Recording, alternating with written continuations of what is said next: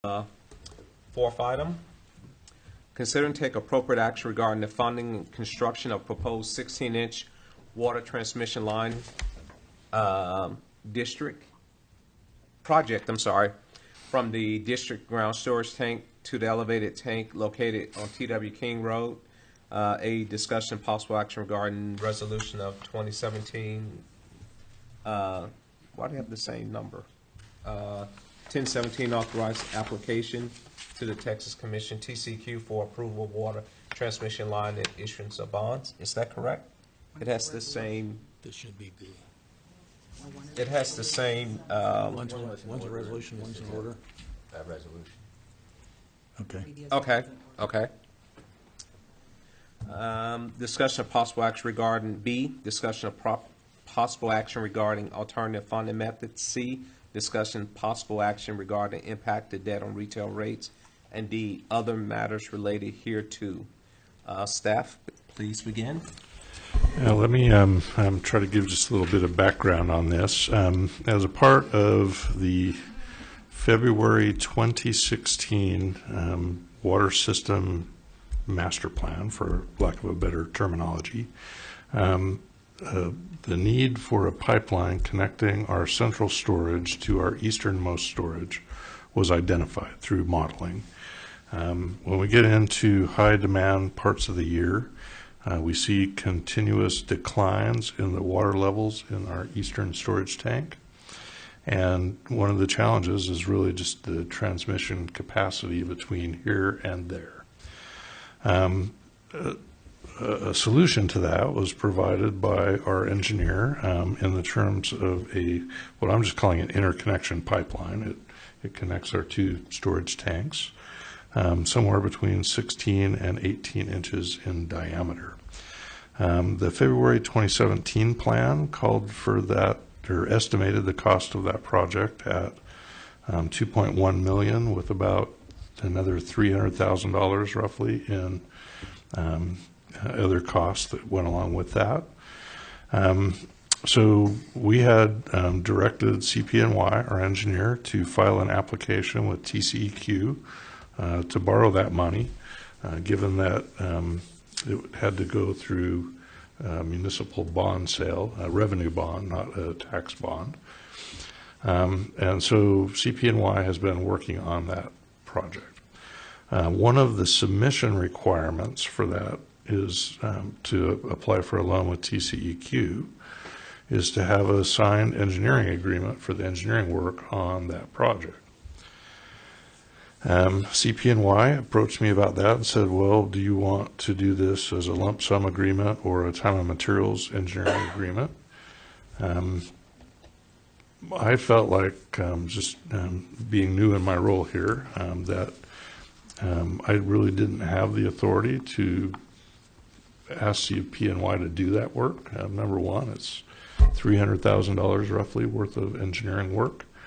And it looked to me, based on our procurement policy and Texas Water Code, that had to go through some form of a selection process. We generated that selection process internally amongst the staff. I'm a contract person with the district and cannot participate in the selection of consultants. So I formed a panel amongst the staff to review the statement of qualifications from our two in-house engineering firms. And at our special meeting on, I'm going to forget the date, Lori, it was early in October or late September, we recommended to the board that the engineering work be given to Half and Associates as opposed to CPNY. And the board gave me direction to go forth and negotiate a scope and fee. When we did that process, negotiate the scope and fee, the estimated project cost was much higher than what was in the 2016 master plan and, in fact, in the 2017 preliminary engineering report. So rather than bring that back to the board during the special meeting, we spent some more time working on that, trying to make sure that we had the right the right project in front of our board for consideration. And that's what we're bringing back to you now. So we have a proposed engineering agreement with Half & Associates to do the design work associated with this pipeline. We have a revised cost estimate, which is significantly higher than what we had seen before, and wanted to bring that forward so that we could get approval to continue with the loan process. CP&Y has spent about 2/3 of their fee associated with applying for this loan. But they are, in fact, applying for a loan for a project that would be designed by a different firm. So that would be designed by Half & Associates. But as a part of that loan application, they need to put this agreement for the design of the pipeline into the loan application package. So that's really what we're here to talk about today.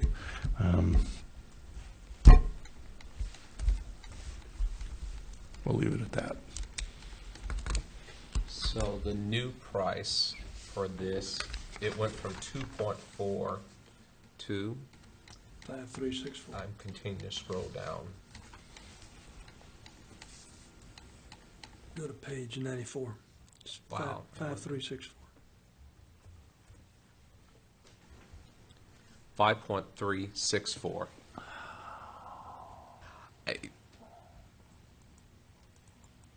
Do we have any idea why there was such a cost difference?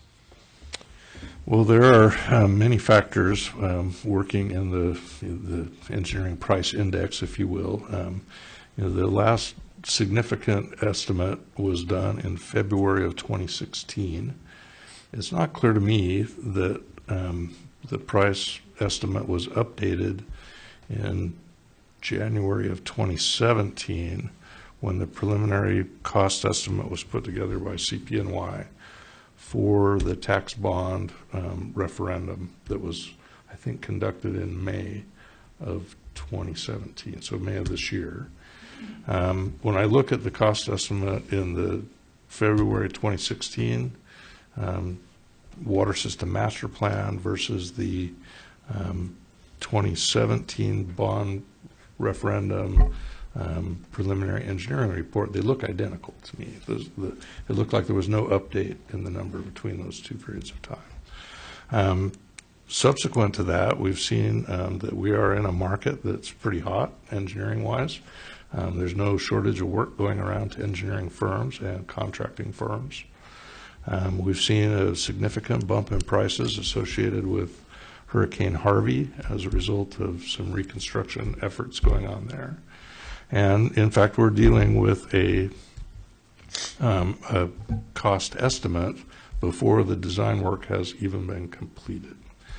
So as a part of the borrowing process, we have to put forth what's effectively a conservative estimate and get authorization from the board to seek funding up to a number, not knowing exactly where that number is going to come in.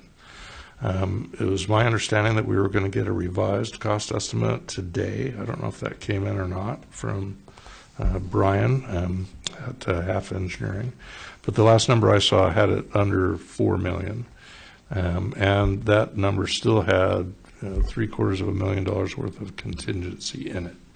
So, the two numbers are coming back together. I guess that's the way I would say it. But to apply for the loan, we need to have a kind of a high-end number. No engineering firm ever wants to be the low bidder on a job in terms of their estimate. That's a common refrain. So what we're interested in is getting a revised authorization to move forward with financing on a not to exceed number that's much bigger than the previous one that we had, noting that we still have not designed or determined the actual cost of this project. So it's been my experience that on linear jobs, and I would call this a linear job, that engineering costs for both design and construction phase management run between 8 and 11% of the overall cost of the project. The numbers in the contract with Half and Associates is in that ballpark, so I think it's pretty well refined to that number. We still do not know exactly what the full cost estimate for this project will be. As you go through the design process, typically my experience has been that you start with a 20% contingency factor, and then as you get on to, say, 90% design, that contingency should be down in the 5% range, because you have a much more clear picture of what it's going to cost you to build that project. So during the design phase, that number should be going down. Understand, and I realize that you've been here maybe 3 months, but to go from 2.4 to 5.3, I can definitely relate to inflation. I don't think we've had that much inflation over the period of time. This is not me beating you up, but I mean, there has to be an answer other than inflation. Prices wouldn't, I can't envision prices doubling in that time. To me, what this does is it calls into question that entire study from the very beginning when we came onto the board. That study was always in question from CPNY. The numbers for these actual projects, there were a lot of discussions around the actual water usage, and I know that study talked about doing another ground storage tank because we were likely going to exceed the 7.9. I don't think we've gone over 5.5 million gallons, even with additional volumes, restaurants, etc. It also had the price of lines coming from Westlake at $12 to $14 million. If those estimates were as far off as this one is, then that line would be, $25 million now, up to 30. So to me, it brings a bigger question is, in reality, should we even be relying on anything in that study, because it appears everything in that study was wrong. Carmen, do you have a not to exceed number in your mind? Well, I think the way that the contract has been structured, the one that's in your packet for approval, actually starts in a kind of a phased way, right? So we're saying let's do this, let's approach this in a different way. So first off, the need still exists. So let's start with that. The need still exists. Even in a relatively wet year, we get into a high demand period and we see this continual, like, eastern storage tank level drops, fills back up, but it's a continuous decline. So the need still exists. Half and Associates came in using their experience and knowledge about the current market, what they've priced in the market, and said, here is an estimate for the cost of this project, which is very different than what we had seen in the CPNY report. For example, things like easement procurement were not included in that CPNY report. Things like construction phase management are not included in that CPNY report. The estimate that they used for contingency was different. Their initial approach to us was, let's consider two different alternatives, one of which goes up Indian Creek, sorry, and the other goes in the right-of-way of the 114 out where it's greenfield construction, basically. So when you look at any pipe job, the cost of restoration on the surface runs somewhere between 10 and 30. If you're in Chicago, it's 10 and 45% of the cost of the pipe job goes to surface restoration, right? I mean, that's the challenge. So if we were to go up Indian Creek, then we would have to pay for the concrete resurfacing of that road. The road could use it, actually. It really could. That said, I'm not sure that Half and Associates was aware that we already have a 14-inch water line in that road. That's the one that's being effectively paralleled. There are connections to that 14-inch AC pipe everywhere there's an intersection, right? So if we were to put another pipe in that alignment, we'd have to probably drop it. It would have to go below the existing pipe so that we could get it in without having to reconnect every time there's an intersection, if that makes sense. We need to get it down below there. And that's a part of their preliminary consideration that they've talked about. But it has a milestone to it. I said, let's bring it back and see if the board has the stomach to pay that much money for this interconnection, because it's the solution that was identified in the original study. But as you go through the design process, you would expect the cost estimate to get better refined as you go along. If I could, having read the packet real closely, I think, my understanding is, and also looking back at the hydraulic study from CP&Y, is that their plan was a replacement of the line going down Indian Creek rather than running a parallel line. And that's the understanding I had from the packet. I looked closely at the numbers, and I did send Carmen a possible alternate route if we went north. North meaning down Indian Creek, which would not go back over to 114. We'd need to get an easement across the backside of a couple of properties over there by Hampton Inn, but then we'd be able to get into easements that we already have, and that would knock off about 800-foot line. 805 was the number I came up with from Google. But anyway, without getting into the numbers, by doing something like that, what I found is that these two prices, the prices of going down Indian Creek and the price of going out 114, because of the difference in distance, the 9,500 feet versus 12,8, I think, something like that. The difference in those distances brings the cost relatively close back together again between the two projects. And in discussions with Carmen, one of the things that come up, and because I was a proponent, I've always thought going down the highway. The difficulty with going down the highway, or the risk exposure, is that there's a possibility TxDOT would come back at a later date and say, oh, by the way, we've decided to expand our highway. You're going to have to take your line and go someplace else with it. So there is a future risk to putting the line out there along the highway. And so and part of this is, I understand this proposal. We go back and half will relook both options and come back at the 10% phase and say, here are good numbers or better numbers for these two options.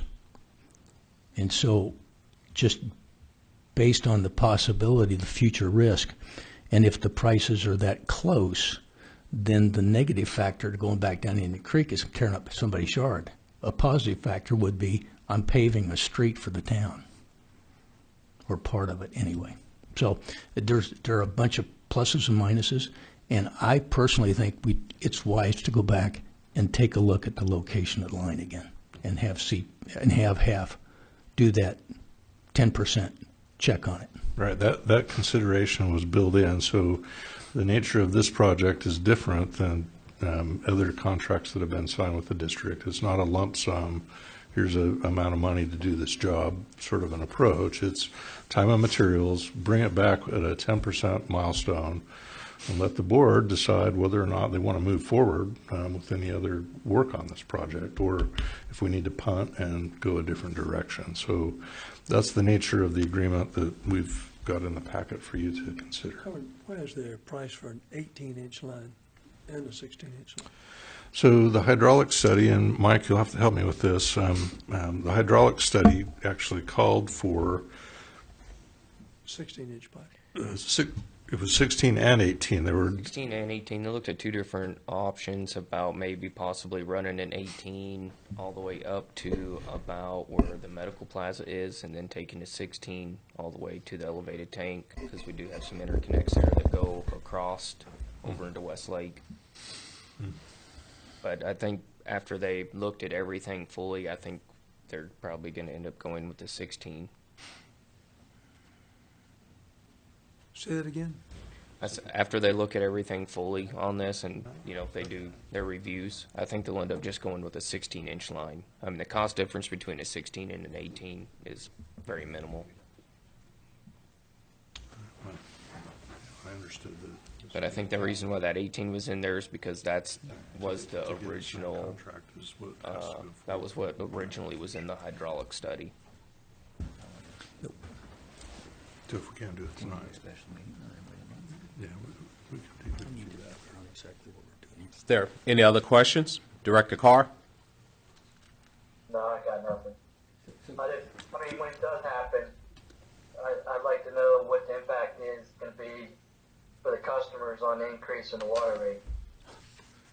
But it is a revenue bond, correct? Correct. The way it is now, yes. The approximate, we've discussed this with our rate consultant, the approximate impact is about $5 per month per average residential consumer on the rate impact. That's based on 6 million, correct? Yes, and I really don't believe it's going to go that high. I think we have significant. And then I think you alluded to it earlier that, obviously if we go out for funding to TCQ for the approval, we need to try and aim higher or high, like about 5.5 or 6. That doesn't mean that's what it's going to cost, as Director Rose was alluding to, repositioning the line going down Indian Creek, or, coming back and seeing if we can get better bids or something like that. Is that correct? Exactly. That's exactly correct. Okay. I think it's very, very important to be clear here that in the application to TCEQ, that bond amount is not what we anticipate to be the project amount. It's a ceiling. Yeah, and I share. I fully agree that, there's no way, we looked at a project that was going to be about 2.3, and then it was offset by Beck funds. I think that was like 145 or something like that. Is that correct, Mike? Or Renee? They were going to cost participate $45,000 from here 45,000. over to Okay. PD3. So not much when you're talking 5.3 million or whatever it is now. But they were going to do some participation, and it was going to go across their property to feed a loop line that would have been beneficial to us too. But there's no way, that I can realistically approve 5.3 for that line. The whole purpose of it was to, I guess, increase the pressure and the supply to the elevated tank down there. Is that correct? That's correct. Okay, so why wouldn't you look at building an elevated tank by the municipal building? Wouldn't that serve the same purpose? We're actually trying to get additional water supply to the elevated tank by the new town hall. I don't know that it's my understanding of the modeling of the system, and Mike, you can help with this, that the challenge is really the transmission capacity between our central storage and the eastern storage tank. Correct. By town Right here hall. from the water plant pumping over to the elevated off TW King. So additional storage here at town hall is not going to fix that problem. No.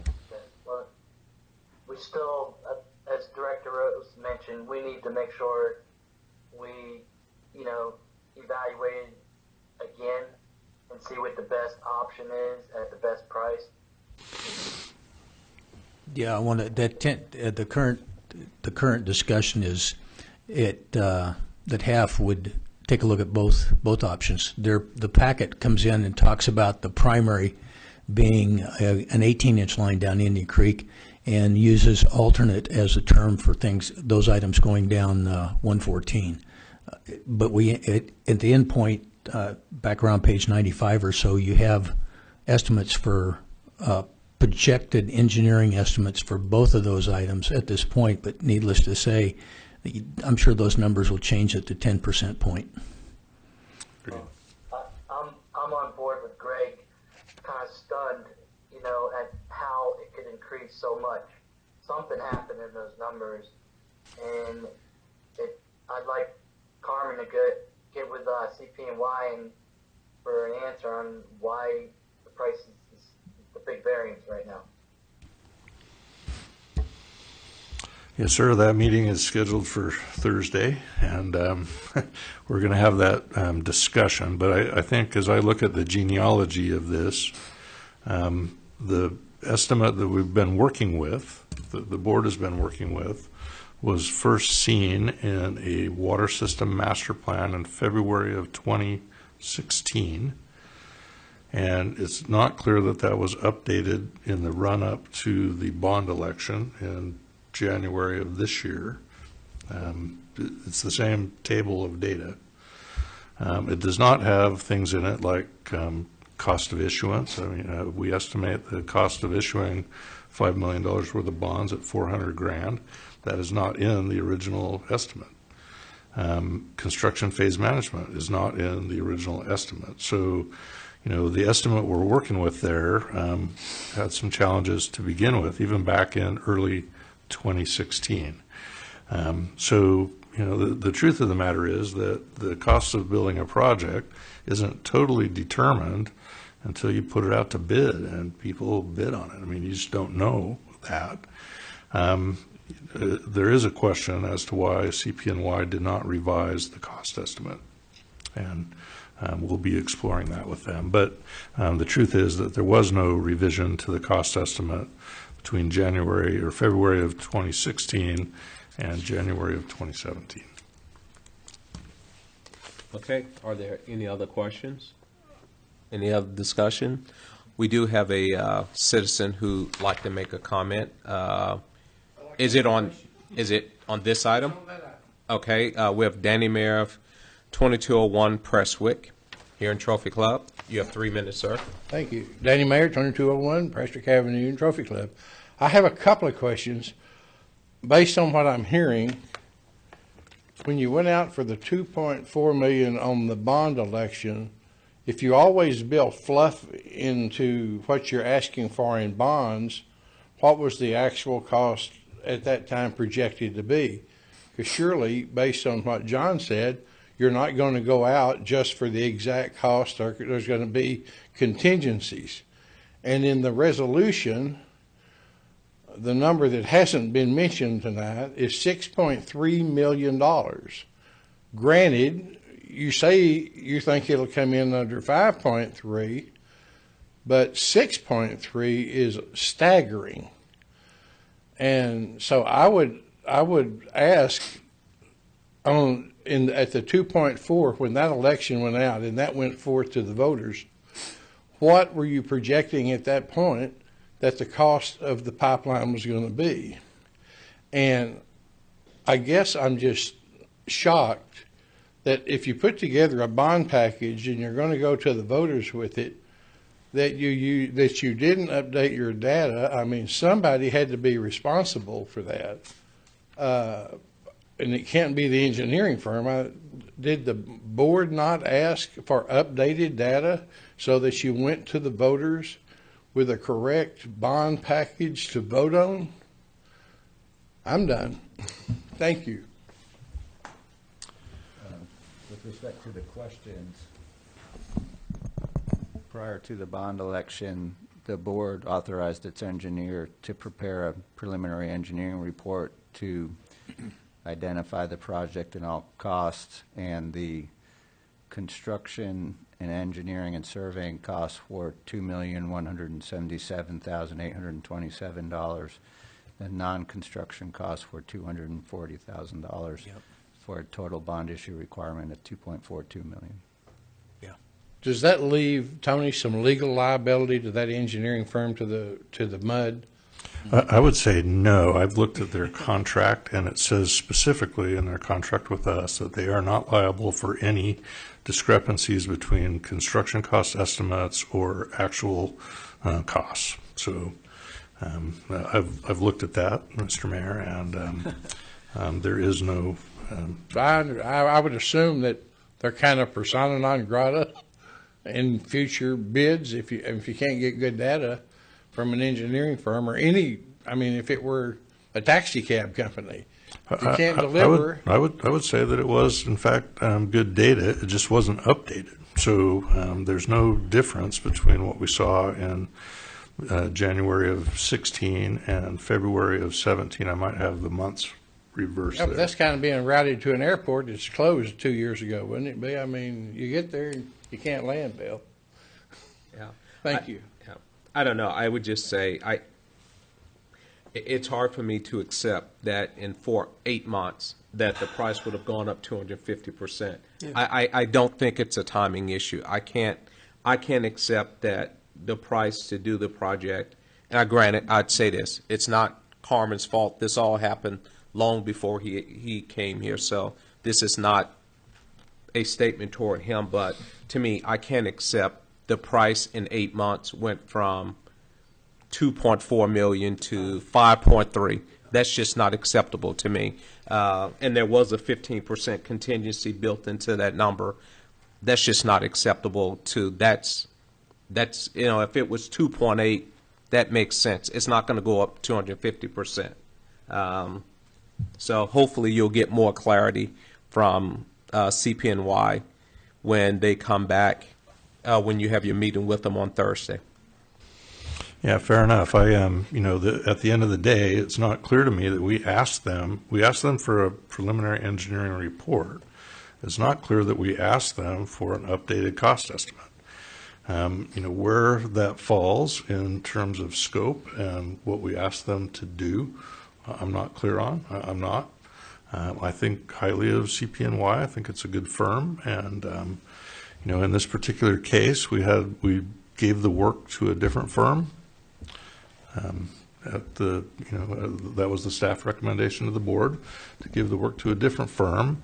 And the cost estimate that we're looking at right now is something that's been given to us effectively before they've been paid to do any work, right? So it's a new firm coming in saying, okay, we'll do this work. Here's our estimate based on what we know and current market conditions. They certainly aren't going to want to be the low bidder either. So I suspect they're coming at it from the high side, and that over time we'll see that number go down in a significant way. That's the way I would call it. Yeah. I think we all hope that your assessment is correct. So anyway, the agreement that we had hoped to get approved tonight, apparently we do not have it queued up properly for agreement, is to let half get started and to prepare a 10% cost estimate that's more refined and based on current market conditions, as well as assessing the challenges that this project faces. The 114 right-of-way has a lot of potential utility conflicts in it. I mean, we have to put our pipe around those conflicts. If we put it in Indian Creek, it has other conflicts. The engineering around those utility conflicts is a big part of the challenge. Yeah, the resolution here is for 6.3 million to authorize up to. Right. So what we don't want to do is go forward and borrow $3 million when we need $5 million. That doesn't make sense. We have two things here. I find the resolution for TCEQ. I don't find a resolution for half. Tony just told me that I blew that, so we don't. Well, is it just a matter of printing it off? No, I'm sorry. not on the agenda. It's the agenda references adoption of the resolution to TCEQ, but it doesn't specifically reference approval of the half contract. Okay. So depending on timing, we can take this up next month or have a quick special meeting. Okay. Okay. So okay. So let me ask this question. CPNY ready to go forward with the application to TCEQ with the exception of the updated resolution in this contract? They are. They need the two things. One is a not to exceed number and authorization from the board to go forth and apply for that loan, which is what's in the packet, and to have a number that is going to be a ceiling, right? So it's not. We don't want to come in underneath what the project costs. Staff believes that it's going to be well below the 6.3 million. So let me ask this question, how was 6.33 selected? That was, It's the highest cost estimate that they've shown to us. So they've shown us They that being, half. it was half's highest cost estimate was given to your financial advisor who calculated cost of issuance based on that number. I thought the chart on page, what is this page, showed 5.3. yeah, it does. It does, but I guess they've had others where it was higher. So they just chose the highest one, and they're putting forth a not to exceed of that number, with the expectation that it will be a number less than that, Who is half? half. Where does the 6.3 appear at? Doesn't. It doesn't. We don't have it in our packet. In the prior workups that they've had, the staff has had, that was the highest number they've had. But staff's been working with them, bringing that number down. Right. So So did they bring it to 5.3 or is it still at 6.3? Still waiting for updated numbers. They're still waiting for updated numbers. Yeah. Last number I saw, though, was 3.9. So we're coming down from that, but we're trying to get through the loan application process. And there are reimbursement agreements around the engineering piece, right? So when you look at our budget, we show both an expense for the design part of this project as well as a reimbursement from the bond issue. So it's a wash in our budget. Although that is actually an engineering fee number that was related to the CPNY estimate, not to the one that half is given to us. Do you I'm gonna- expect any revised number to come out of this meeting on Thursday? No, that's with CPNY. That's So what what- CPNY. what I'm going to do is, Hold on. Director Carr, go ahead. During this conversation, the price just went up another $1 million. We appreciate your enthusiasm. Okay. Director Rose. okay, so what I'm going to do is put a motion on the floor, then we can work it with amendments. Okay? I move to approve Resolution 2017-1017A. We have a resolution to approve. A We have a second. motion to approve resolution number 2017-1017A. Do we have a second? Let me ask a question. What's the dollar? It's 6.3 million. That's what It's the- been seconded by Director Carr. The motion it's been seconded by Director Carr. Now, The discussions. yeah, now you can do the amendments on it if you want to amend that dollar number down. And the other thing I want to talk about is on Appendix A, it specifically says a 16-inch water transmission line. My concern is if half comes back at the 10% phase and we evaluate their input and say, we're really much smarter to stay on Indian Creek than we are to go out and, go the extra distance and go down 114, I don't want to be locked in. Locked into a 16-inch line? Locked into a 16-inch line, exactly. So I don't know whether there's a change that we need to do to that or not. I just don't want to be locked Revise into it. Exhibit A, just so it references water transmission line improvements and related appurtenances to extend, yada, yada. So just- Okay, so just drop the 16-inch? Yeah. Okay, I'd make a motion to amend Exhibit A to say water transmission line and related appurtenances to extend from the district's ground storage tank to the district's elevated storage tank located on T.W. King Road. We have a modification to Resolution 2017-1017A. Is there a second to that? And it's Appendix A you're talking about, right? Yeah. Appendix A, correct. Yeah, Yeah, let me understand the motion. You wanted to take the reference to 16 out of there. Yes, And I'm just make it removing a a water 16. transmission Yeah. line. I'll second that. That's been seconded by Director Hayes. Are there any discussion on this item? Hearing none, let's do a vote on the amendment to modify the resolution 2017-1017A to remove the 16-inch line, just say water transmission line. Any other questions? Hear none, all in favor? Aye. Motion passes, so that amendment passes. We go back to the original motion. Are there any other questions or concerns on the original motion? Do we need to address the 6.3 versus 5.3?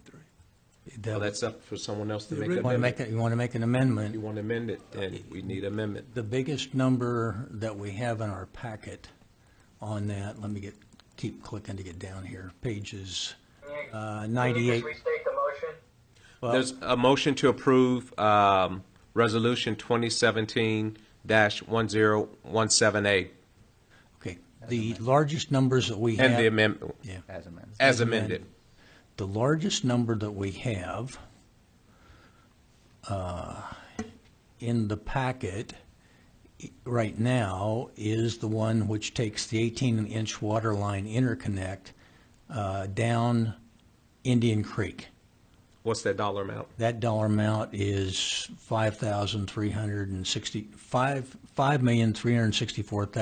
$5,364,610. That's the largest number that we have in our packet right page now. is that on? It's on page 99.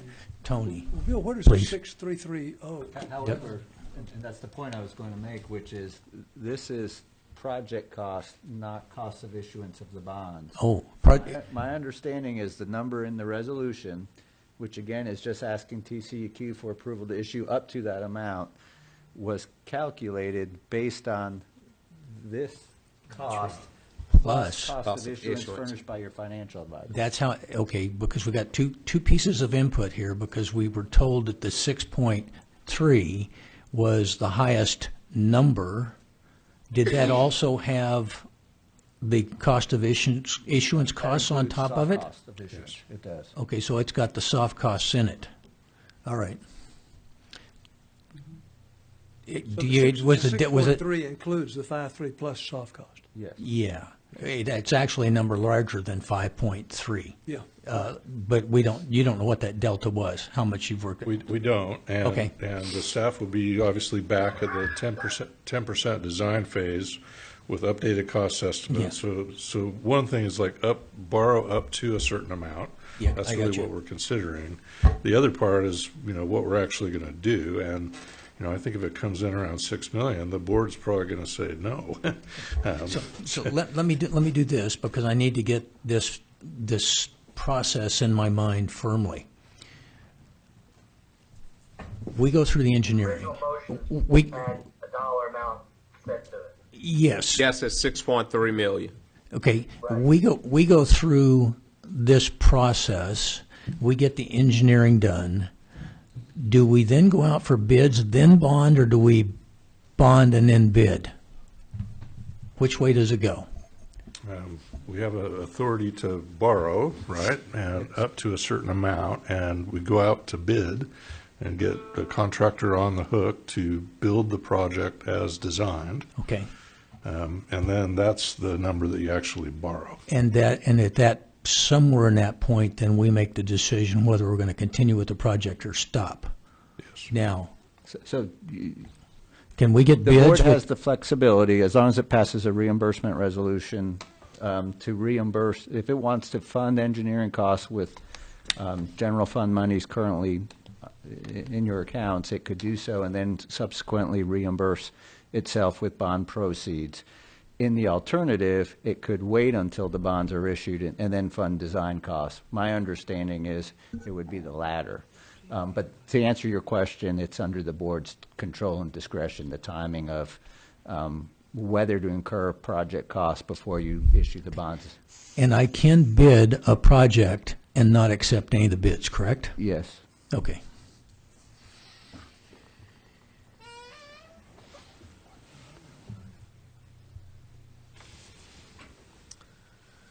Okay, are there any other questions or discussion on this item?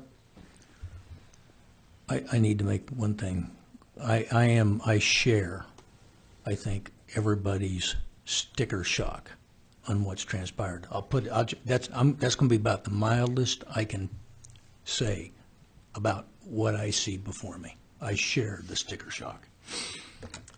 Okay, we have another citizen's comment, Steve Flynn at 4 is this 15? 17. For 17 Ramsey Trail.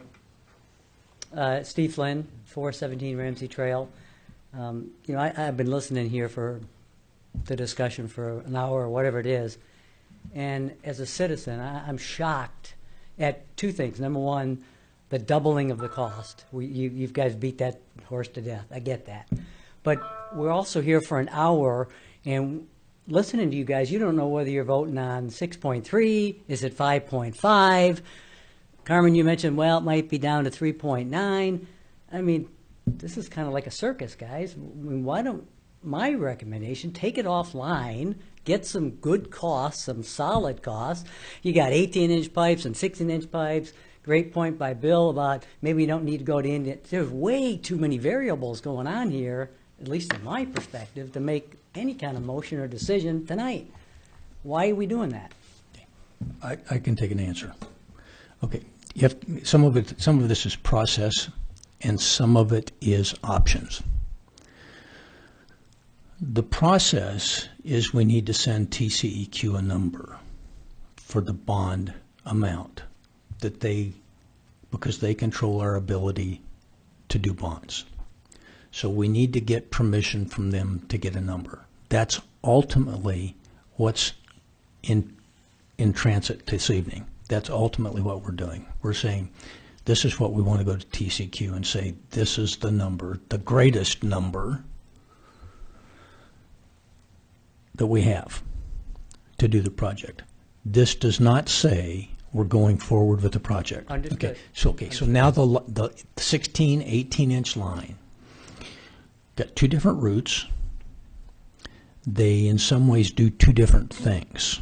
And we're going to get more information from HAF on exactly how that all works. In that, if we go down 114, we can go down 114 with a 16-inch line, because that line is going to feed basically no residences. Okay? We currently have a line, let me continue. We currently have a line that starts off, I think, at maybe 12 inches, goes to 10 inches, down to 8 inches. I don't think it gets to 6 inches as it wanders toward the elevated tank. I'd have to pull the documents back up. That line goes down Indian Creek. Now, we've had a discussion on what's going to happen basically with that line. My understanding was that line was to be replaced with an 18-inch line. I may be incorrect, but that's the way I read the documents. With an 18-inch line. The reason you have a 16-inch line out on 114 is because you would keep that internal infrastructure running down Indian Creek. The 10, or the 12, the 10, and the 8 would continue and not be interrupted. So you don't need a larger 18-inch line out on 114 to get the water down to the tank that we need to get. What you have to understand, even the bigger picture, is that line that goes down Indian Creek feeds those residences all along and gets to the tank. And what happens is, because of the residents watering, because of that demand, we're having trouble getting water to the tank and keeping that tank full. And the purpose of the tank is pressure, to keep pressure stable and apply pressure in the system. We have to pump it in. So the problem is a volume problem. I mean, it's a pressure, but for us to get it to the tank, we have a volume problem. So does that help you understand the difference? But my point... Okay, let me say this, because he told you a lot, and I don't think he addressed your question. I'm not arguing 16 or 6. Or, I don't know about it. I don't care about it. All I'm saying, guys, is look at all the variables you're discussing in the last hour. We're all over the board. You're all over the board. Let me say this, and hopefully it does a better job in answering your question. There's two different things going on here. One is, as you said, the TCEQ piece. The piece that's not included in here is for HAF to go through and conduct those studies to investigate all of these various options that are being discussed, rather than us sitting here speculating. We actually hire a firm who will actually go through, they will look at what's the most direct path, the most efficient path, the most effective path.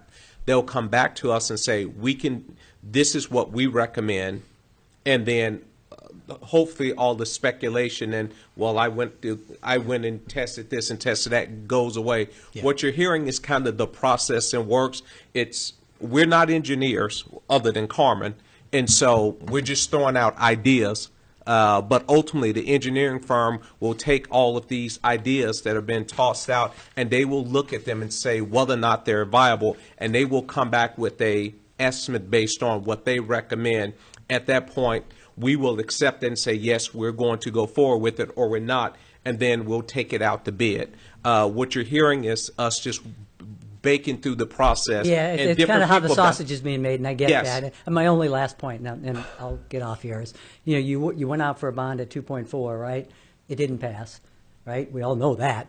Had it have passed, it seems like as we sit here today, we've been in a world of hurt, right? Because it wouldn't have been 2.4 or 3.4 or 4.4 or 5.4. So that just was what makes me nervous as a citizen today. That's the only point. Thank you. Understand. Okay. Director Thomas? Steve, I am absolutely in agreement with you. I'm flabbergasted at this price. I think we would be insane to go to the TCEQ and request anything. We can put this off. Listen, this thing's been going on there for 8, 9, 10 months. We can put this off another month. We can have a special meeting, since it's not on this agenda, and I mean a quick one, so that we can come in and approve half to go start something that they could bring back to us in 30 days to give us some idea about what we should do. But I got to tell you what, Bill, I am not interested at all in throwing a dart on the board with TCEQ. If you're going to do 6 million, heck, do 10 million. I mean, it's crazy. It's just crazy. And you cannot, what he's telling you, you can't go out to the residents and defend going forward with this with the kind of information we got. You can't do it. And I will tell you right now, I won't vote for this motion.